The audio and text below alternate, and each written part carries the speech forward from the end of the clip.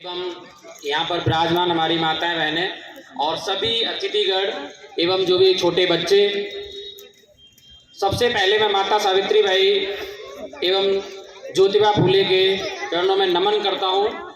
उसके बाद मैं आप लोगों से बस कुछ ही बातों को शेयर करना चाहता हूँ। ऑलरेडी बहुत सारे बच्चों ने एवं हमारी बहनों ने यहाँ पर जो स्पीच दी है उनमें बहुत सारी चीज़ों को जोड़ा। मैं बस आप लोगों से एक विनती करना चाहूँगा, सभी माताओं बहनों से भी, जो भी यहाँ पर पेरेंट्स आए हुए हैं उनसे और युवाओं से भी, क्योंकि समय की पाबंदी है तो मैं बहुत कम समय में मैं अपना परिचय देता हूँ कि मैं Ashish Saket, director of Ideal Classes. अगर बात की जाए सावित्री बाई फूले की, तो इनको जो सम्मान मिला है भारत की प्रथम महिला शिक्षिका का, तो ये इसलिए नहीं मिला है कि इन्होंने बहुत ही महान कार्य कर दिया। यद्यपि उन्होंने महान कार्य किया, परंतु ये जो सम्मान मिला है वो इसलिए मिला क्योंकि उन्होंने शुरुआत की है। कभी भी किसी महान बनने के लिए आपको अगर महान बनना है तो महान कार्य करना जरूरी नहीं है, बल्कि कार्य की शुरुआत जरूरी है। और यहीं पर मैं इतना कहना चाहूंगा कि जो माता सावित्री बाई फूले को देश की पहली शिक्षिका का सम्मान मिला, तो उन्होंने जो संघर्ष किया वो तो सराहनीय है ही, लेकिन उनके पति के संघर्ष को भी नकारा नहीं जा सकता। लेकिन मैं इतना संकीर्ण सोच वाला भी नहीं हूं कि उनके संघर्ष को सिर्फ उनके पति यानी एक पुरुष के कार्य को जोड़ दिया जाए कि उनके पीछे उनका हाथ था इसलिए वो सफल नहीं, बल्कि मैं ये कहना चाहता हूं कि यहाँ हर पुरुष चाहता है कि उनकी पत्नी सावित्री बाई फूले की जैसे बने, लेकिन पति ये नहीं चाहते हैं कि खुद ज्योतिबा फूले जैसे बने।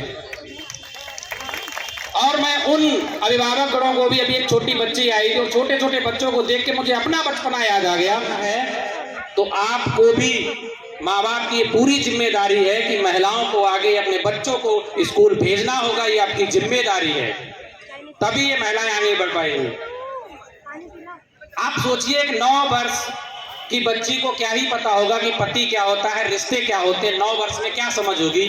9 वर्ष की उम्र में उनकी शादी हो जाती है। और उस समय जैसा कि अभी एक बच्ची ने बताया भी था कि जब वो स्कूल में जाती थी, पहले विद्यालय की स्थापना की थी, तो आप जानिए कि उस समय में जहां नारी को घर से निकलना ही बहुत बड़ा पाप माना जाता था, और वो जाके एक स्कूल की स्थापना करती हैं, तो क्या उनके पास समस्याएं नहीं आई होंगी?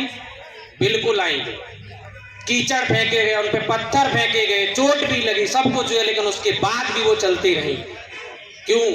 तो मैं इसलिए इसमें कुछ पंक्तियां जोड़ना चाहूंगा, शायद इसलिए क्योंकि न पूछो कि मेरी मंजिल कहाँ है, न पूछो कि मेरी मंजिल कहाँ है, अभी तो सफर का इरादा किया है, न हारूंगा उम्र भर हौसला, मैंने खुद से ये वादा किया है।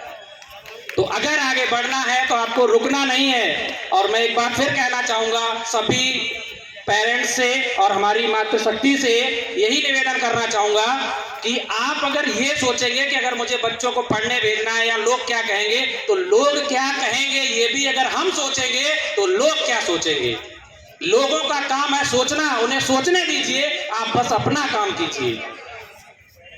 अंततः एक छोटी के पंक्ति के साथ मैं अपनी बाड़ी को विराम देना चाहता हूं कि सोचने से कहां मिलते हैं तमन्नाओं के शहर, सोचने से कहां मिलते हैं तमन्नाओं के शहर, चलना भी पड़ता है मंजिल को पाने के लिए।